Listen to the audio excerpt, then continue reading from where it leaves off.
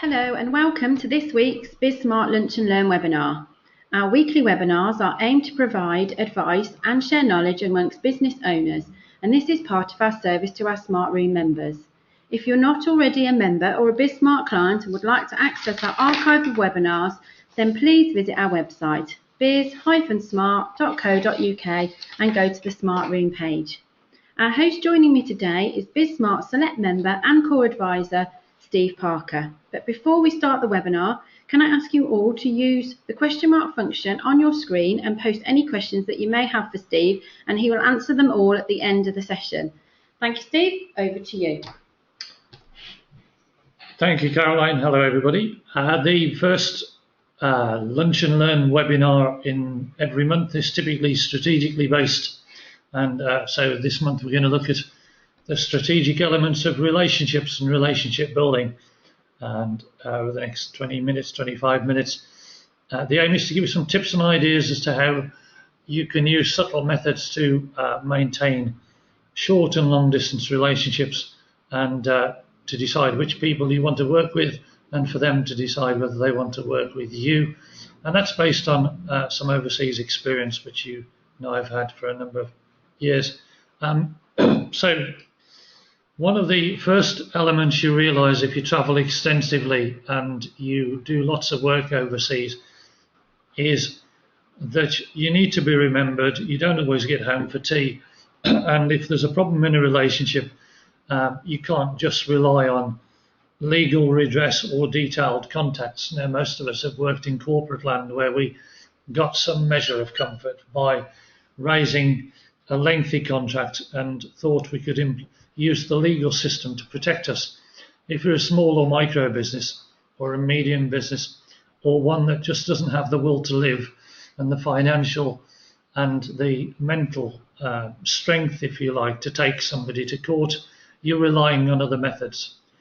And what we're going to talk about over the next few minutes is how you can build in security factors, if you like, tips and things within your own business methods, so that you don't have to have that 25-page contract just to work with somebody or for them to work with you, and that you don't have to employ a legal system which is going to make a strain on your business.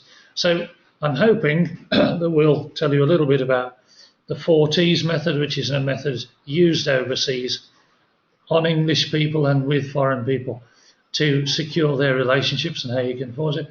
And we're going to talk a little bit about how you can measure them if you choose to use some of these methods in your own business world, and how it's linked with, if you're going through the BizSmart process or you use BizSmart, we do a thing at the start of our relationship with you about core values and core purposes, and how you can tie these into the Forties, and it'll all come together right at the end. So it's about keeping long-term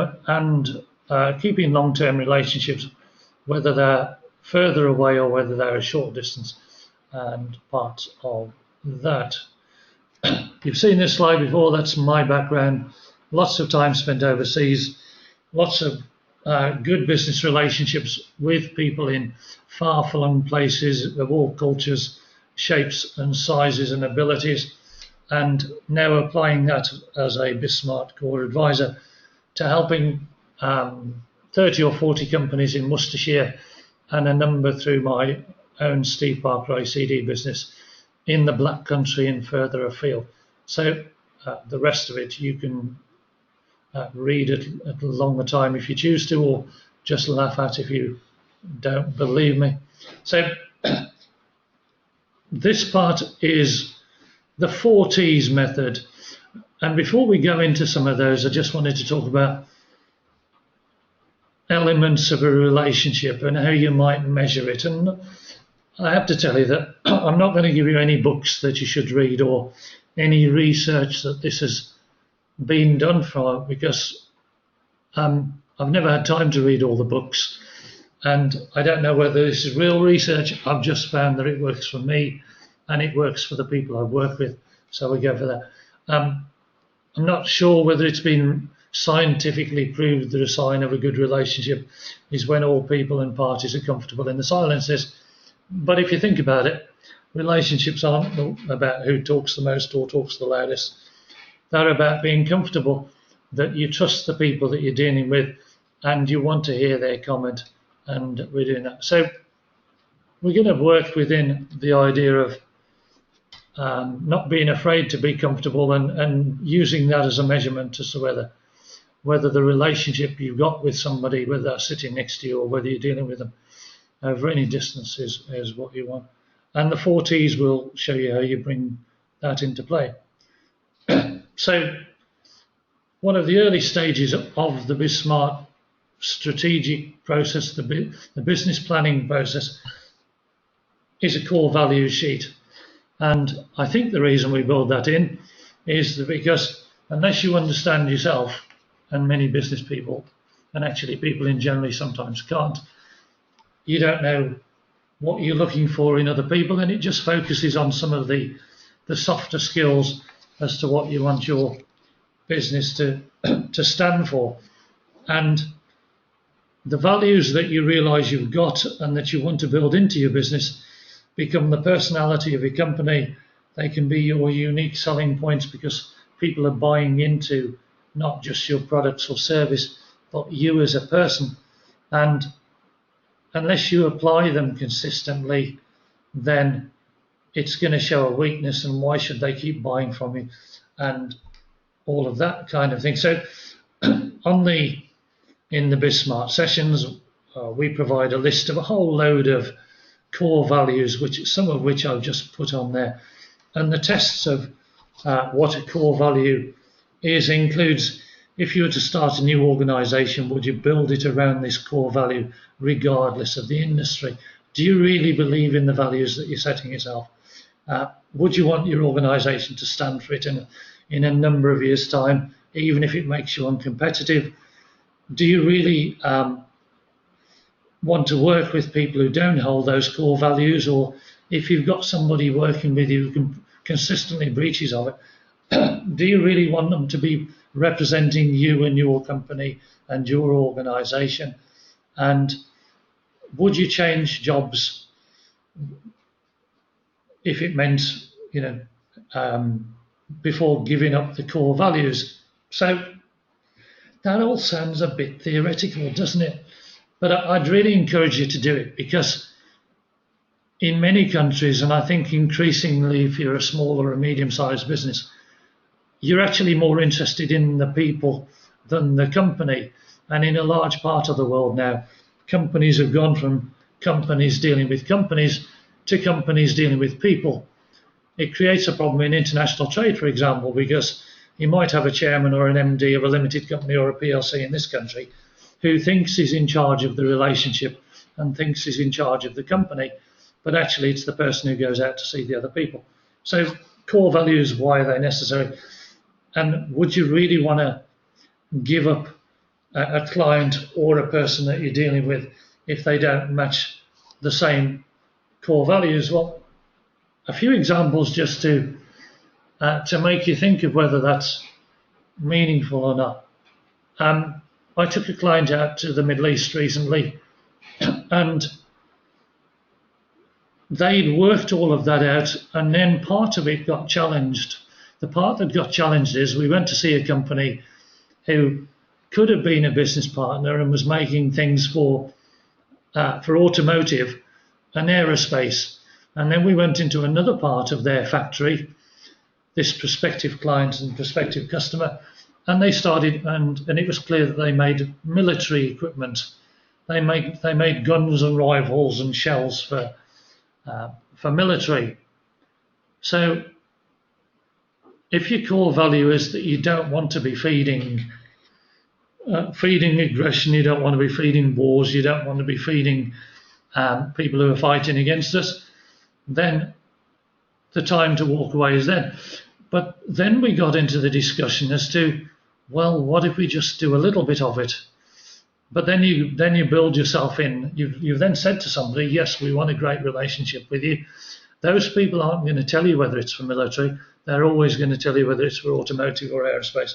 And how much of a test is that core value? If they place an order with you for 100 quid, is that okay? Because nobody will ever find it. if that then leads on to £100,000, you're kind of committed by then.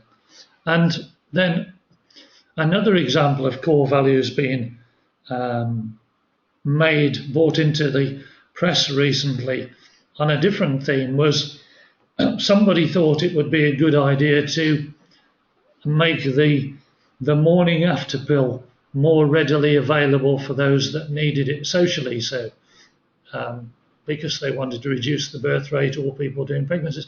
Now, 3 or 4 market leaders decided that that was a good idea because their core values were like that, and they instantly reduced the value in their shops of the morning after pill or whatever it was the following day.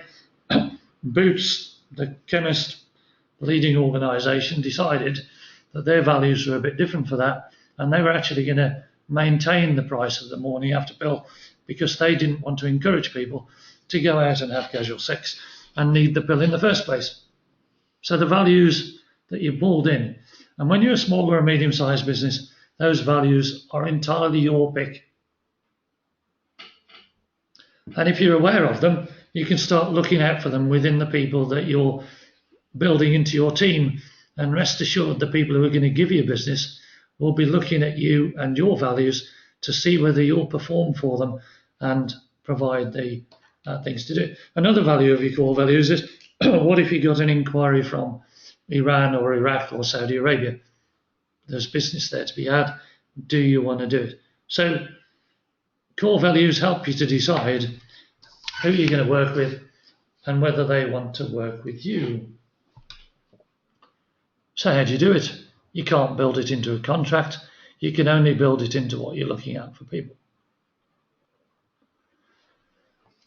So a number of overseas markets don't rely on credit ratings because sometimes you don't even talk about their finances. They don't check your credit score out because they're not used to looking at them themselves. And they choose how to work with people by what I've called the Forties method. Again, I'm not sure it's ever been published.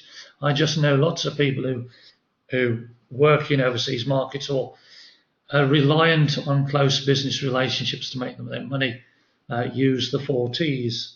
So you've seen some of these before, but let's just do it. Forties, as you can see on the screen, are simply touch, test, tender, and trust. The touch version, with no embarrassment on either side, is that people want to meet you. The best relationships are when you've actually met somebody, so that you can read their body language, you can use your intuition, you can ask them about absolutely anything you want. And even in overseas things, we recommend that you still actually go and visit people once or twice a year. And in the UK, we kind of think, oh, well, we can just get by keeping our social media up to date and we can just see them every now and again. But for the real relationships, you need to touch the person and you need to touch the product. It's why people, in its early days, was why people asked for samples. That was touching the product. It was evaluating it. It was getting it in their hand. Then there's the testing method. And the testing method is you with them, them with you. Are they going to do? They're testing you. If they're a customer, they're testing you to see whether you'll do what you say. Everybody can write nice words. Everybody can provide nice pictures. You can even do a good sample. But what when the order comes and what when they get an inquiry? And overseas, they take that into account. Some of them will test you out by sending you an inquiry marked very, very urgent on a Sunday if they're working on a Sunday. Some of them will do it out of hours.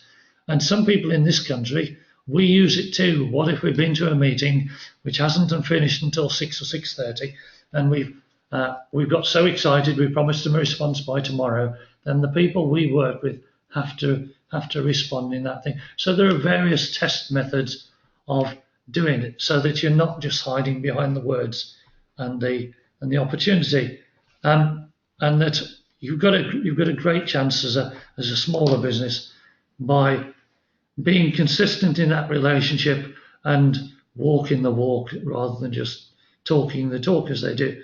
So people might test you. You say that you've got their interest at heart, but then you make a mistake of offering them something that they patently don't need, or trying to get them to pay early for the wrong reason, or mixing in things into the negotiation which aren't consistent with the values that you said you'd done before. So you've gone through a test process. They've touched you, they've tested you, and then the tender bit is they'll then place some small opportunities with you before they place a larger one. You'll need to do them better and exceed their expectations. And if you're working with somebody and you're giving them some opportunities, you want them to overperform, because that forms the basis that you're really interested in the relationship that you've got and that we can do it. So we'll give some examples later on. Now, you might think, blimey, that's a whole load of investment in your time.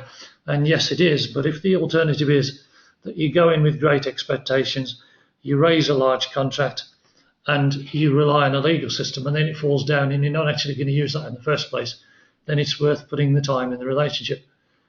So think about that. And if you can't, or you don't want to apply them to all of your business, my recommendation is that, remembering the 80-20 rule that used to be around, you get 80% of your business from 20% of your customers, or maybe now it's 90% of your business from 10% of your customers, and that you use certain people in your business network more than others. Just think about applying these methods, subtly or otherwise, to when you're developing the relationship with them, so that you've got more control over your business and you've got more control over the relationship. But hang on, I might have lots of people to deal with here, and you'll have seen previous webinars from me or discussions with me where actually you've got lots of routes to market, and I've just put them on because I'm sales and marketing orientated. And with you and your company, look at the next couple of slides, because you could be dealing with agents, and if you've got several of those, it's the main ones that bring in the most business that you absolutely need to trust, and that absolutely want to be working actively with you, because they know they're getting the support, and they know that they're getting a great product, and they know that when they've come out excitedly from that meeting, you're going to help them out. The distributor, when he places an order, he'll place a larger one if they completely trust you and they know that you're going to provide products. You're not going to put in a few dodgy ones like some Chinese companies do. You're not going to make them to a lighter specification. You're going to provide exactly what you said and more, and actually you might even throw in some samples for them to use. Retail shops, they want the support. I've run out of stock. I've got somebody who wants a different colour. You've said that you're offering a brilliant service. You've become my friend. That's when you do those high service levels. So a lot of this is linked to high service levels and high relationship.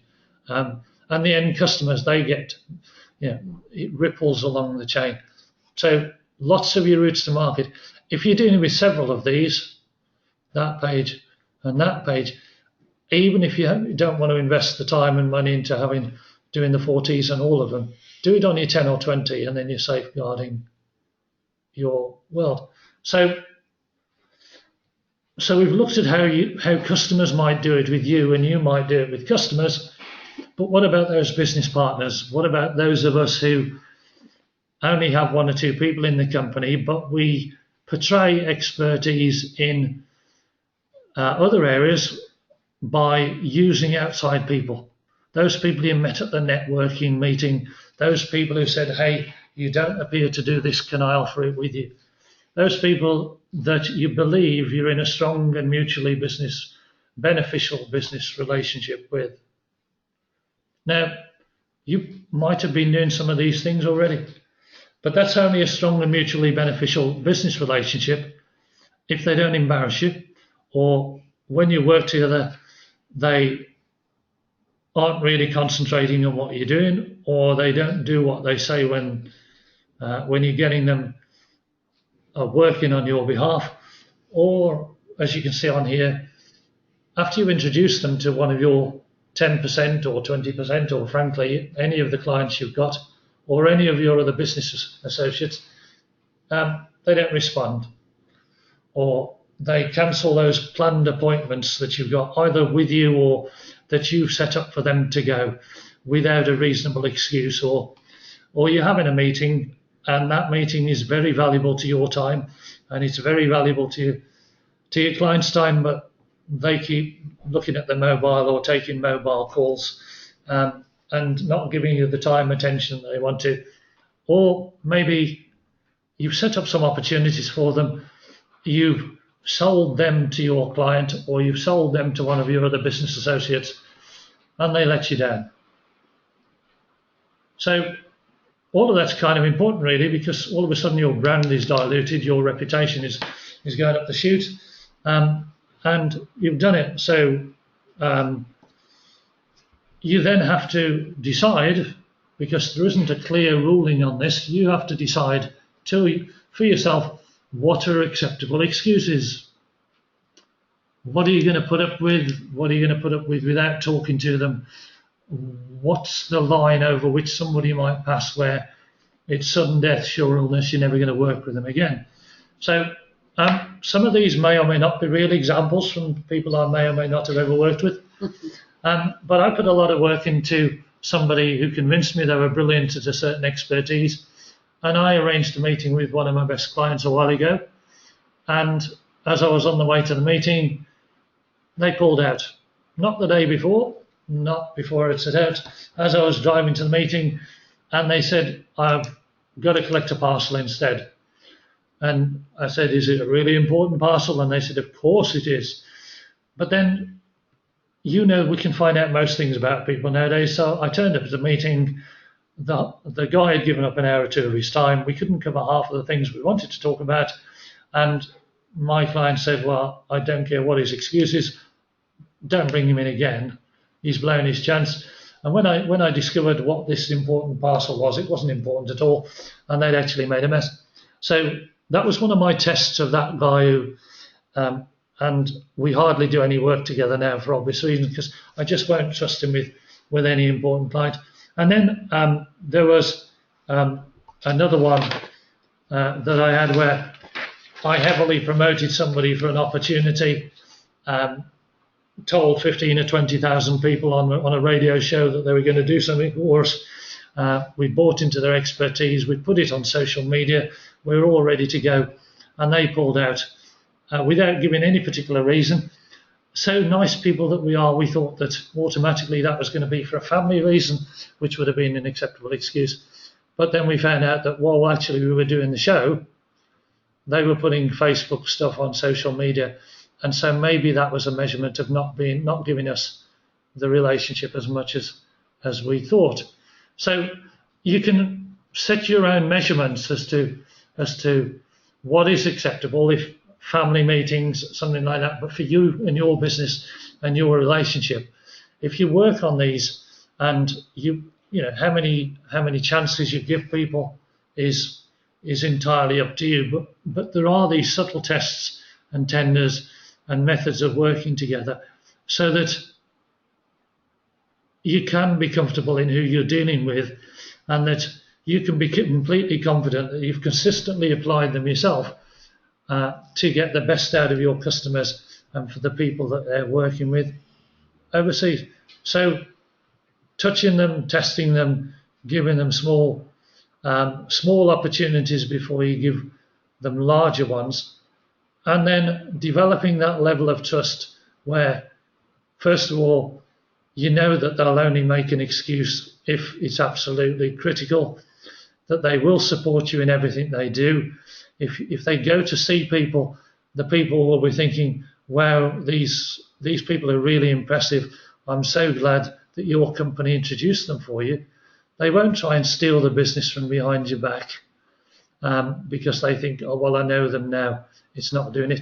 And they'll believe in that team effort so that it looks as though your company's doing it. So use the Forties method, set your own parameters so that people can do it. So business relationships, not relying on the legal system. In summary, what we're going to do is establish your core values, stick to the core principles in which you run your business because it's part of your company and part of your brand. Use that when you're looking for people to work for you or work with you or your business associates. And then if you can't apply it to every customer or every business associate, apply it to the 10 or 20%. What comes out of it over a period of time, and you do need to give it a period of time, and like any relationship, whether it's personal or whether it's business or whether it's personal and business, you go through good periods and bad periods. But if you're aware that that's what's happening, and you share that same ambition and you share that same value, and you do both, and there is enough in it for all parties, then you end up with, even though they might be in the Far East or the Middle East, or if they're in Worcester or Stourbridge, you end up with good relationships where you can be comfortable in the silences. You know you're working for each other's benefits, and you're doing it. We've got probably 2 minutes to fit in something else that I thought I might read out in terms of knowing yourself first. Some of you may or may not have seen some of the stuff, and hey, hang on, I'm referring to a book or something that I've actually read here. That's a surprise. There's a guy called Dale Wimbrow, Wimbrow. Dale is Dale. He's come up with some good stuff, and he came up with a poem or a reading called The Guy in the Glass. It's on my wall at home. I'll read it through you quickly because I've got good eyesight. And it simply says, and this is all about your relationships and who you want to deal with, and knowing yourself first. When you get what you want in your struggle for pelf and the world makes you king for a day, then go to the mirror and look at yourself and see what the guy has to say. Could be girl if you wanted. For it isn't your father, your mother or wife who judgment upon you must pass. The fellow whose verdict counts most in your life is the guy staring back from the glass. He's the fella to please, never mind all the rest, for he's with you clear up to the end. And you've passed your most dangerous, difficult test if the guy in the glass is your friend. You be like Jack Horner and chisel a plum and think you're a wonderful guy, but the man in the glass says you're only a bum if you can't look him straight in the eye. You can fool the whole world down the pathway of years and get pats on the back as you pass, but your final reward will be heartache and tears if you've cheated the man in the glass. Business relationships, core values, making it work for your business. Brilliant. Thank you very much, Steve. Let's see if there's any questions for you. Right, you have one question so far, and that's from Louise, and she asks, why is it so important to have face-to-face meetings? I think that irrespective of distances, if you've got a true relationship, you'll want them anyway. Business relationships can enable you to test whether you're both comfortable in the silences. You can ask more things about people. You can get more examples of the way they treat other people. And you can sense with your intuition or your other tests whether they really, really are going to perform, and whether maybe some of them are unhappy with you, but they don't want to put it in writing, or maybe some of them are excessively angry with you over the phone, but that's because they're hiding behind something that they've done wrong themselves. In face-to-face meetings, if you have them reasonably often, then you can learn a lot more than you can from anything that's written or anything you see on media or social media. So sometimes it means you have to invest in it. Why would somebody overseas want to work really hard for you if you haven't been to see them for 2 years? Why would somebody in Worcester want to work really hard for you if you can't be bothered to get in your car, give up a load of your time, and go and sit with them and meet their people and do that? So that's why I think face-to-face meetings are important. Thank you. She also asks, we all have busy schedules, so do you think online calls and Skype calls can make a difference? That's really interesting, because many people think that you don't need to do the first one anymore and you can rely on that. I think some of us older people are a bit skeptical about those until, in BizSmart, for example, we started testing the technology that we use on the smart boards.